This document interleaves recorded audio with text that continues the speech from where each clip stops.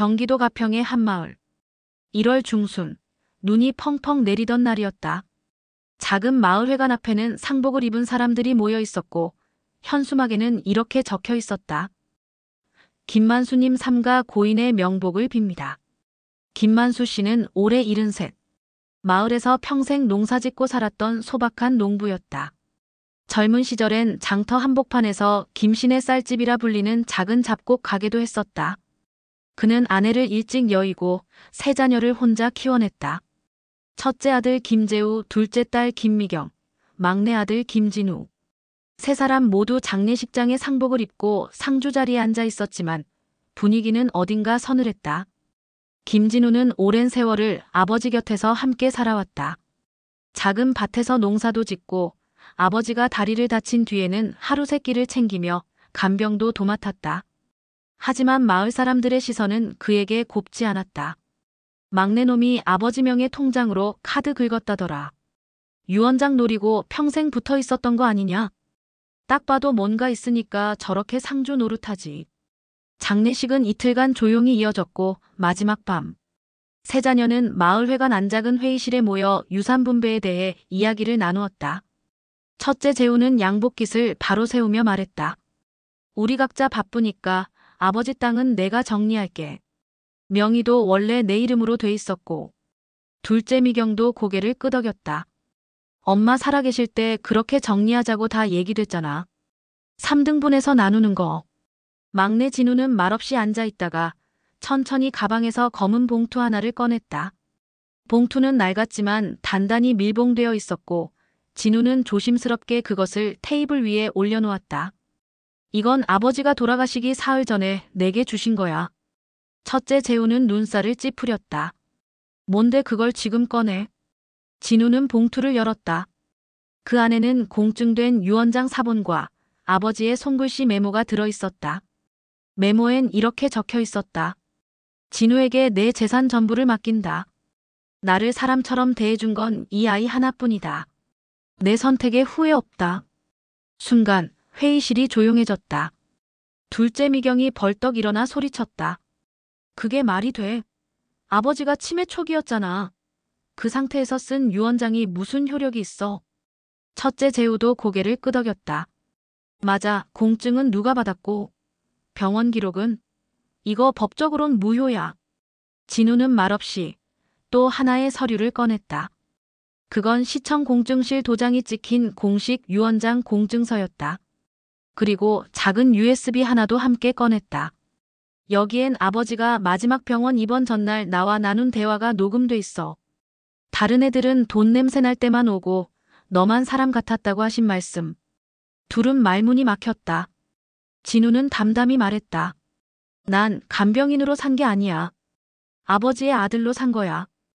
회의실을 뒤덮은 정적. 이 유언장이 마을과 가족 사이에 어떤 파장을 몰고 올지는 그 누구도 상상하지 못했다. 장례식이 끝나고 며칠 뒤 마을에는 이상한 분위기가 감돌기 시작했다.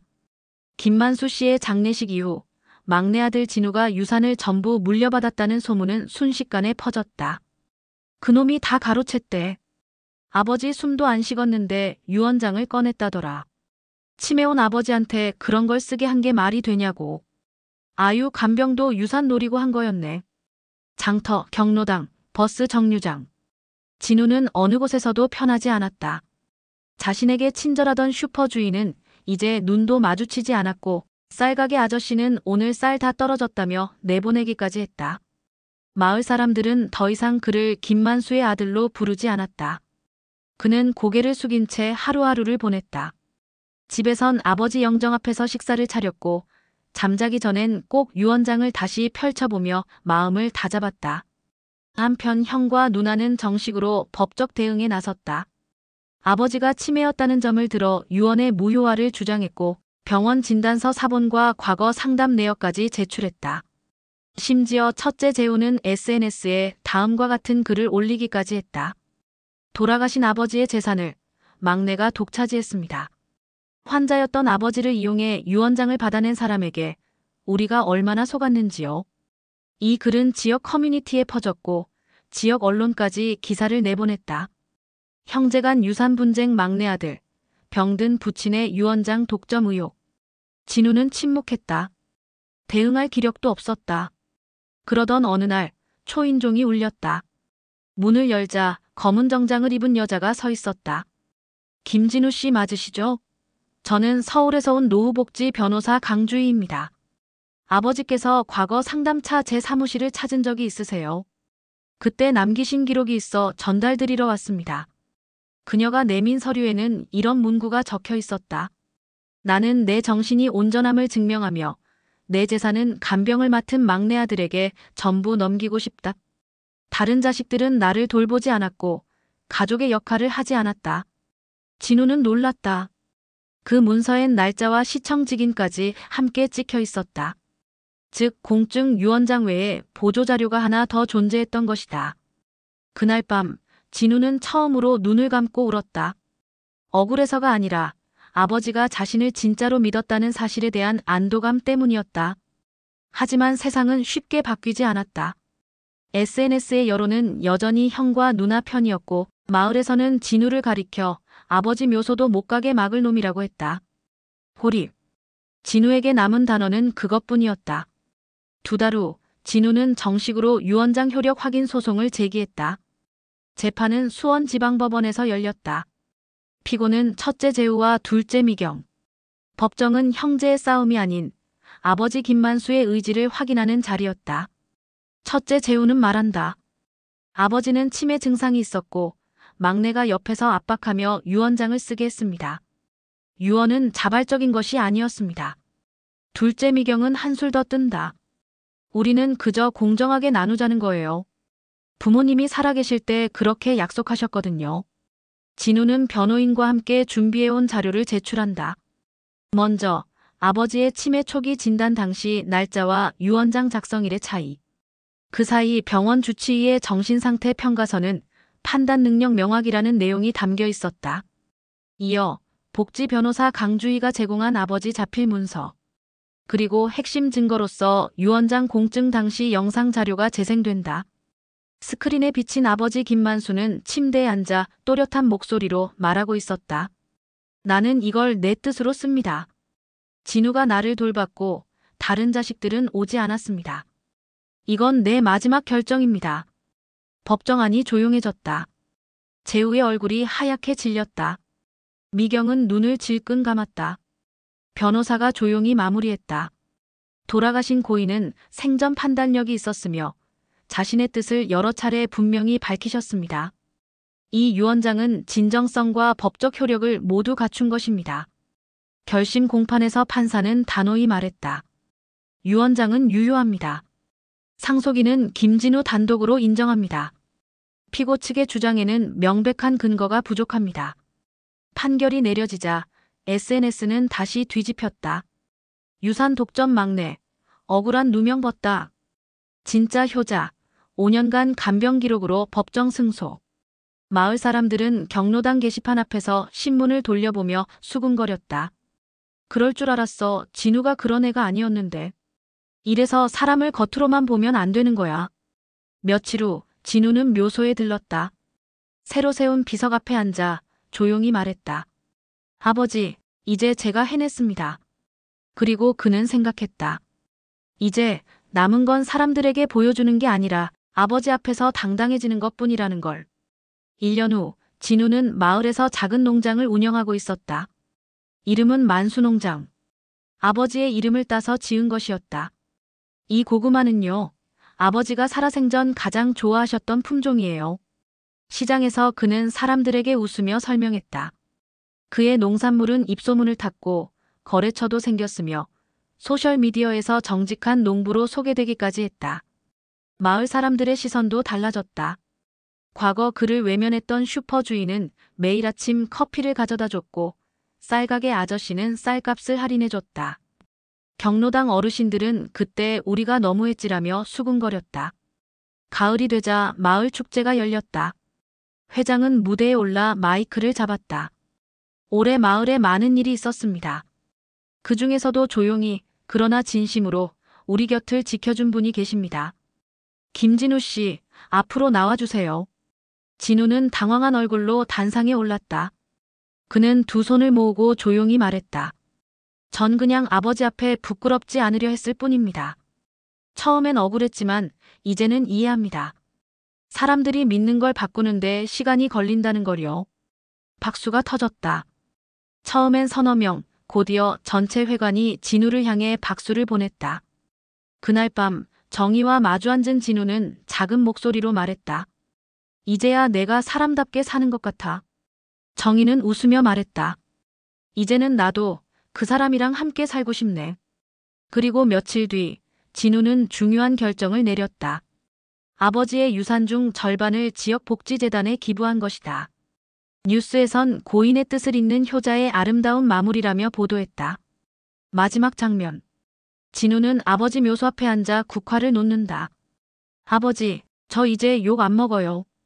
그리고 이제 저도 누군가에게 좋은 사람이에요. 묘비엔 이렇게 새겨져 있었다. 내 아들은 진우다. 내가 사람답게 떠날 수 있었던 이유는 그 덕이다. 바람이 분다. 그 바람 속에서 진우는 미소 짓는다. 그 바람은 어쩌면 아버지의 대답이었을지도 몰랐다. 몇 주 뒤 진우는 방송국의 초대를 받았다. 지역 다큐멘터리 진짜 효자들이라는 프로그램에서 그를 인터뷰하고 싶다고 연락해온 것이다. 사실 처음엔 그냥 숨고 싶었어요. 모두가 절 나쁘게 보는데 뭘 해도 변명이 되더라고요. 진우는 카메라 앞에서 조용히 말을 이어갔다. 하지만 생각해봤죠. 정말 나쁜 짓을 했다면 아버지가 날 믿지 않으셨겠지. 세상이 몰라줘도 아버지와 나만 알면 된다고 생각했어요. 그의 인터뷰는 지역방송으로 송출되었고 다음 날 마을에서 그를 알아보는 사람들이 생겼다. 어이 진우, 방송 잘 봤다. 그때 내가 너무했어. 미안하다. 진우는 웃으며 고개를 숙였다. 그의 변화는 마을의 변화를 이끌었고 사람은 결국 진심으로 증명된다는 말을 스스로 증명한 사람이 되었다. 마이너스 마이너스 마이너스. 그리고 몇 달 후 작은 결혼식이 열렸다. 신랑은 김진우, 신부는 윤정희. 두 사람은 마을회관에서 작고 따뜻한 예식을 올렸다. 축사 중 정희는 손을 꼭 잡은 진우를 바라보며 말했다. 당신은 끝까지 진실을 지킨 사람이야. 나는 그런 당신이 자랑스러워. 결혼식이 끝난 뒤 진우는 새로 마련한 집 마루에 앉아 생각했다. 처음엔 단지 아버지 곁에 있고 싶었을 뿐인데 그게 이렇게 많은 것을 바꿔놓을 줄은 몰랐네. 마이너스 마이너스 마이너스. 진실은 시간이 걸려도 반드시 드러난다. 그걸 버틴 사람만이 사람으로 남을 수 있다. 진우는 그걸 증명했다. 누군가의 아들이자 이웃이자 진심을 가진 사람으로서 말이다. 그가 받은 가장 큰 유산은 돈이 아니었다. 신뢰 그리고 존경이었다. 진우가 결혼식을 치른 지 한 달 뒤 마을에서는 큰 변화가 생겼다. 그동안 외면당했던 진우의 집에는 아이들의 웃음소리가 들리기 시작했고 지나가던 주민들이 진우야, 이거 고추 좀 가져가라며 상자를 놓고 가는 일도 많아졌다. 특히 진우가 기부한 복지재단의 도움으로 마을 어르신들에게 무료 검진과 식료품 꾸러미가 정기적으로 제공되자 사람들은 그의 이름을 다시 불렀다. 이젠 유산 독점자가 아니라 마을을 살린 사람이라는 뜻으로. 어느 날 오후 첫째 재우가 조용히 마을에 내려왔다. 말쑥한 정장 차림도 아니었고 차도 없었다. 그는 진우의 농장 앞에 서서 한참을 망설이다가 조심스럽게 들어섰다. 진우는 흙 묻은 손으로 모자를 벗고 형을 마주했다. 형 어쩐 일이야? 재우는 말없이 가방에서 작은 봉투 하나를 꺼냈다. 그 안엔 지난 재판 이후 스스로 정리한 아버지의 병원비, 간병비, 장례비를 정산한 내역과 함께 메모가 들어있었다. 진우야, 그날 이후 나는 매일 후회했다. 아버지를 위해서가 아니라 내 체면과 돈을 위해 싸웠다는 걸. 이제라도 조금이나마 너에게 사과하고 싶다. 진우는 아무 말도 하지 않았다. 그저 봉투를 덮고 조용히 말했다. 형, 아버지는 다 아셨을 거야. 그냥 이제는 나도 형을 원망하지 않아. 둘은 그날 밥 한 끼를 함께 먹었다. 말은 많이 없었지만 오래 묵은 매듭이 하나 풀리는 듯한 밤이었다. 며칠 후 둘째 미경도 찾아왔다. 아이 둘을 데리고 온 그녀는 진우 앞에서 고개를 숙였다. 내가 애들 키우느라 바빴다는 건 핑계였어. 아버지한테 연락 한 번 안 한 건 내 부끄러움이었고. 진우는 아이들에게 과일을 손질해주며 웃었다. 누나, 이제 됐어. 아버지가 원하셨던 건 이런 거였을 거야. 가족이 결국 돌아오는 거. 마이너스 마이너스 마이너스. 진우는 그날 밤 아버지의 묘소에 작은 나무판을 세웠다. 가족이란 결국 다시 돌아오는 사람들이라는 걸 아버지 덕분에 알게 됐습니다. 그리고 그는 하늘을 바라봤다. 별 하나가 반짝였다. 그건 어쩌면 아버지가 보내는 마지막 안도였는지도 모른다. 마을 주민들은 지금도 이야기한다. 진우는 참 이상한 놈이었지. 욕을 먹어도 한마디 대꾸 안 하고 돌을 던져도 고개 한번 들지 않았으니까. 하지만 그 이상한 놈 덕분에 지금 마을엔 변화가 생겼다. 노인정에 들어가면 진우가 기부한 공기청정기와 전기장판이 있고 아이들 학교엔 진우의 이름으로 기증된 장학금이 있다. 누구도 강요하지 않았지만 그는 조용히 자신의 삶으로 마을을 바꾸고 있었다. 경로당에서 화투를 치던 박노인은 말했다. 그때 우리가 너무했지. 진우가 아니었으면 김만수 씨도 쓸쓸히 갔을 거야. 그 말을 들은 한 노파는 작게 고개를 끄덕였다. 그래. 나도 아직도 기억나. 장례식 끝나고 혼자서 묘소에 하루 종일 앉아있던 그 아이 모습. 아무도 몰랐지. 그게 진짜 효자였다는 걸. 진우는 지금도 마을 끝 외딴 농장에서 살고 있다. 가끔 장에 나가서 고구마와 참깨를 팔고 아이들에게 수학 체험을 열어주는 농부이기도 하다. 사람들은 이제 그를 효자라 부르지 않는다. 그냥 진우 아저씨, 진우 형이라고 부른다. 그건 그가 신뢰라는 유산을 스스로 얻어냈다는 증거다. 그의 집 마당에는 여전히 아버지의 낡은 장독대가 놓여 있다. 그 앞에서 진우는 매주 국을 끓인다. 그리고 말하듯이 중얼거린다. 아버지, 잘 계시죠? 여긴 이제 괜찮아요. 마이너스 마이너스 마이너스. 진실은 언제나 늦게 온다. 그리고 때로는 너무 늦었다고 느껴질 때쯤 도착한다. 그러나 진실은 그 누구보다 조용히 자리를 지키고 기다리는 사람의 편이다. 김진우는 그걸 증명한 사람이었다. 에필로그. 몇 년 후 김진우의 삶은 지역방송 다큐멘터리에 소개되었다. 조용한 효자, 마을을 바꾸다라는 제목으로. 방송 말미 인터뷰어가 물었다. 진우 씨, 그때로 다시 돌아가도 똑같이 하시겠습니까? 그는 잠시 생각한 뒤 웃으며 대답했다. 예. 그때처럼 또 욕먹고 또 외로워도요. 아버지가 고맙다고 말해주시던 그날의 기억 하나면 충분합니다. 마이너스 마이너스 마이너스. 진실을 증명하는 건 긴 여정이다. 누구도 믿어주지 않고 손가락질 받고 때로는 가장 가까운 사람조차 등을 돌린다.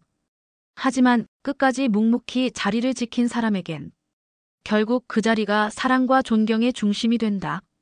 김진우는 그런 사람이었다. 돈도 땅도 아닌 신뢰라는 유산을 남긴 단 한 사람. 그 이름을 오래도록 기억할 사람들은 지금도 그의 옆에 남아있다.